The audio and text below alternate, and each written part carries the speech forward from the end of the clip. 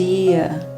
Que bom ter você aqui com a gente, começando o dia, adorando ao Senhor, buscando a sua face, ouvindo a sua voz e o conhecendo cada vez mais por meio da palavra de Deus. Então, vamos começar com a nossa declaração diária, dizendo que nós estamos prontos para receber a palavra de Deus? Repita após mim. Eu vou ouvir a palavra de Deus. Eu sou o que a Bíblia diz que eu sou. Eu tenho o que a Bíblia diz que eu tenho. Eu posso fazer o que a Bíblia diz que eu posso fazer. Hoje eu serei tocado pela palavra de Deus.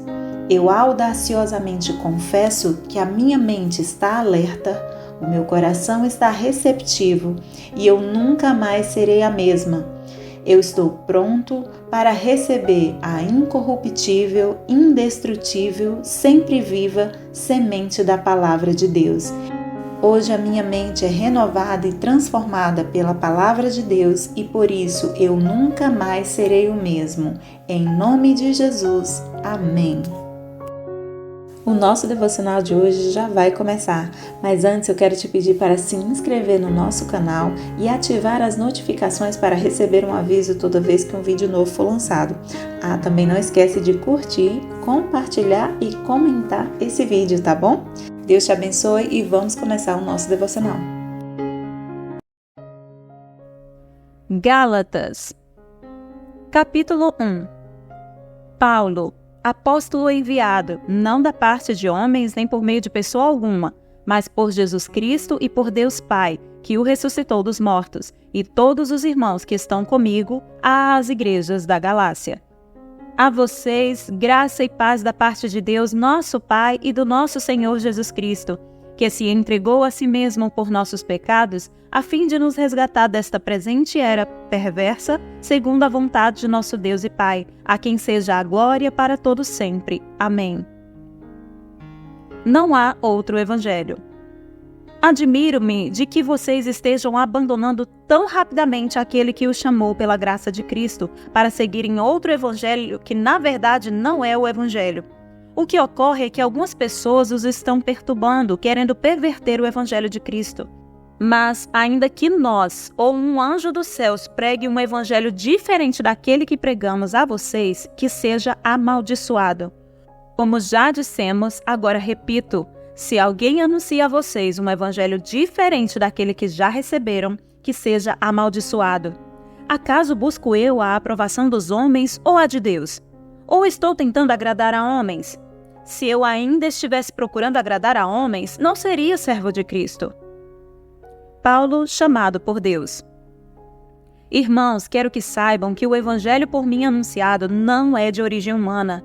Não o recebi de pessoa alguma, nem me foi ele ensinado. Ao contrário, eu o recebi de Jesus Cristo por revelação. Vocês ouviram qual foi o meu procedimento no judaísmo, como perseguia com violência a Igreja de Deus, procurando destruí-la. No judaísmo, eu superava a maioria dos judeus da minha idade e era extremamente zeloso das tradições de meus antepassados. Mas Deus me separou desde o ventre materno e me chamou por sua graça.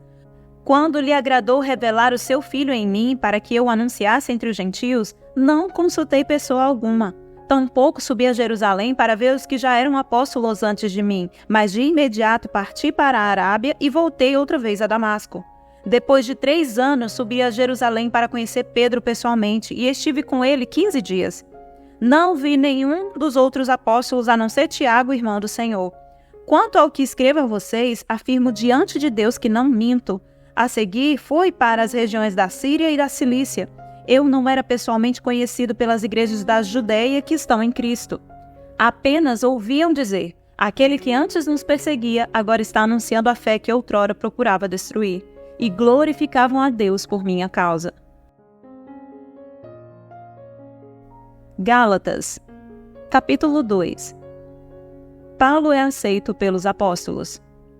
14 anos depois, subi novamente a Jerusalém, dessa vez com Barnabé, levando também Tito comigo. Fui para lá por causa de uma revelação, e expus diante deles o evangelho que prego entre os gentios, fazendo-o, porém, em particular aos que pareciam mais influentes, não para correr ou para ter corrido inutilmente, Mas nem mesmo Tito, que estava comigo, foi obrigado a circuncidar-se, apesar de ser grego. Essa questão foi levantada porque alguns falsos irmãos infiltraram-se em nosso meio para espionar a liberdade que temos em Cristo Jesus e nos reduzir à escravidão. Não nos submetemos a eles nem por um instante, para que a verdade do Evangelho permanecesse com vocês.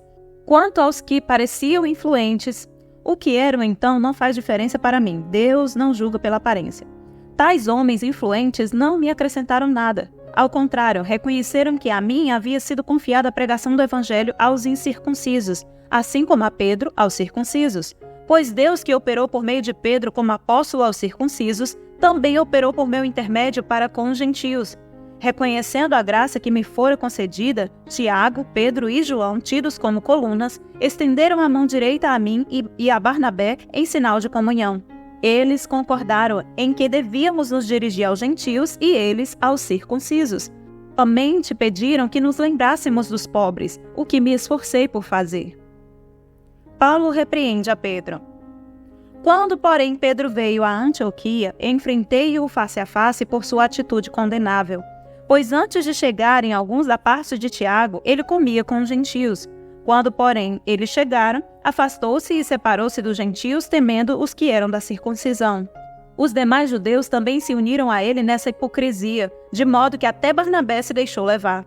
Quando vi que não estavam andando de acordo com a verdade do Evangelho, declarei a Pedro diante de todos: você é judeu, mas vive como gentio e não como judeu. Portanto, como pode obrigar gentios a viverem como judeus? Nós, judeus de nascimento e não gentios pecadores, sabemos que ninguém é justificado pela prática da lei, mas mediante a fé em Jesus Cristo. Assim, nós também cremos em Cristo Jesus para sermos justificados pela fé em Cristo, e não pela prática da lei, porque pela prática da lei ninguém será justificado. Se, porém, procurando ser justificados em Cristo, descobrimos que nós mesmos somos pecadores, será Cristo então ministro do pecado? De modo algum. Se reconstruo o que destruí, provo que sou transgressor. Pois por meio da lei eu morri para a lei, a fim de viver para Deus. Fui crucificado com Cristo. Assim já não sou eu quem vive, mas Cristo vive em mim. A vida que agora vivo no corpo, vivo-a pela fé no Filho de Deus, que me amou e se entregou por mim. Não anulo a graça de Deus, pois se a justiça vem pela lei, Cristo morreu inutilmente. Gálatas, capítulo 3. Fé ou obediência à lei? Ó Gálatas insensatos, quem os enfeitiçou? Não foi diante dos seus olhos que Jesus Cristo foi exposto como crucificado? Gostaria de saber apenas uma coisa: foi pela prática da lei que vocês receberam o Espírito ou pela fé naquilo que ouviram? Será que vocês são tão insensatos que, tendo começado pelo Espírito, querem agora se aperfeiçoar pelo esforço próprio? Será que foi inútil sofrerem tantas coisas? Se é que foi inútil.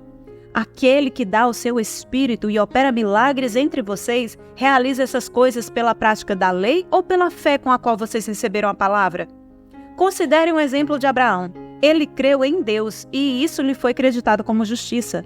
Estejam certos, portanto, de que os que são da fé é que são filhos de Abraão.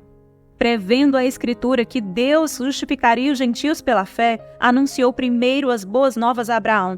Por meio de você, todas as nações serão abençoadas. Assim, os que são da fé são abençoados com Abraão, homem de fé. Já os que se apoiam na prática da lei estão debaixo de maldição, pois está escrito: maldito todo aquele que não persiste em praticar todas as coisas escritas no livro da lei. É evidente que diante de Deus ninguém é justificado pela lei, pois o justo viverá pela fé. A lei não é baseada na fé, ao contrário, quem praticar estas coisas por elas viverá. Cristo nos redimiu da maldição da lei quando se tornou maldição em nosso lugar, pois está escrito: maldito todo aquele que for pendurado no madeiro. Isso para que em Cristo Jesus a bênção de Abraão chegasse também aos gentios, para que recebêssemos a promessa do Espírito mediante a fé. A lei e a promessa.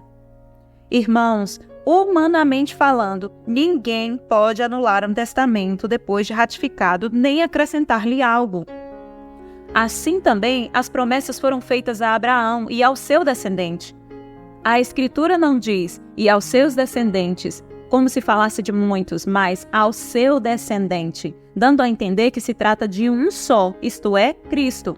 Quero dizer isto, a lei que veio 430 anos depois não anula a aliança previamente estabelecida por Deus, de modo que venha a invalidar a promessa.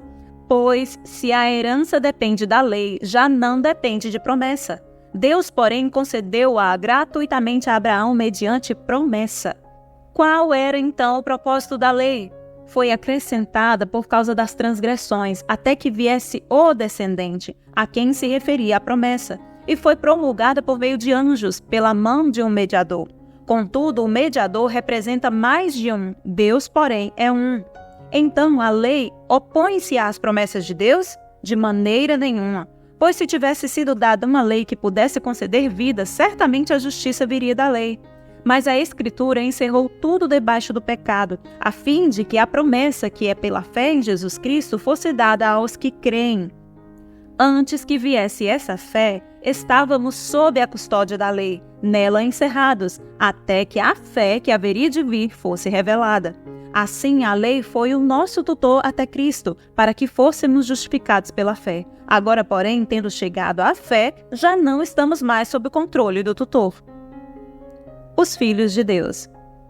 Todos vocês são filhos de Deus mediante a fé em Cristo Jesus, pois os que em Cristo foram batizados, de Cristo se revestiram. Não há judeu nem grego, escravo nem livre, homem nem mulher, pois todos são um em Cristo Jesus. E, se vocês são de Cristo, são descendência de Abraão e herdeiros segundo a promessa. 4 de dezembro. O tema da mensagem de hoje é justificação somente pela fé. Hoje começamos a leitura do livro de Gálatas. E este livro fala justamente acerca de uma controvérsia que surgiu na igreja da Galácia. Alguns irmãos de origem judaica insistiam que os não-judeus precisavam seguir as leis e os rituais judaicos para serem membros verdadeiros da igreja. Gálatas é a defesa feita por Paulo do verdadeiro evangelho e uma advertência quanto à mistura do legalismo e de rituais religiosos com o evangelho da graça de Deus. Usando um estilo energético e incisivo, o apóstolo relembra aos cristãos de depender somente de Cristo para a salvação. Ele fornece detalhes das consequências práticas de viver pela graça e sob o controle do Espírito Santo. A carta de Paulo aos Gálatas explica o que significa ser salvo somente pela fé. O apóstolo define o que é evangelho no capítulo 3, versos 22 de Gálatas, o como ele é recebido e como se aplica ao viver diário, em Gálatas 5. Ele se preocupa com a tentação de agradar os outros e lembra os fiéis da posição de cada um como co-herdeiros de Cristo por meio da graça de Deus. No livro de Gálatas, Paulo explica com cuidado a obra da lei e da graça, do cativeiro e da liberdade, usando Agar e Sara como exemplos, no capítulo 4. E incentiva os cristãos a refletir o caráter de Deus ao permitirem que o fruto do Espírito Santo se manifeste em sua vida. Que alegria traz Gálatas ao deixar claro que não somos salvos por guardar leis ou regras, mas somente por meio da fé em Cristo Jesus. Com o Santo Espírito trabalhando em nós para nos instruir e guiar, nós podemos sim viver pela fé, alegremente libertos pela graça de Deus. Amém? Posso orar por você? Senhor, meu Deus e meu Pai, em nome de Jesus eu te peço que abençoe essa pessoa que está ouvindo este devocional neste dia. Senhor, confirma no coração do teu filho e da tua filha agora que eles são justificados mediante a fé em Jesus Cristo. Reafirma, Senhor, a tua graça, a tua misericórdia que se manifesta na vida deles por meio da fé em Jesus. Que haja confirmação por meio do teu Santo Espírito da salvação no coração deles. Pai, que em nome de Jesus não haja dúvida acerca da fé, acerca da salvação que eles conseguiram por meio da fé em Cristo. É isso que eu te peço nesse dia, em nome de Jesus, e já te agradeço. Amém e amém. Amém, meu querido. Amém, minha querida. Que Deus te abençoe. Tenha um ótimo dia e até o próximo devocional.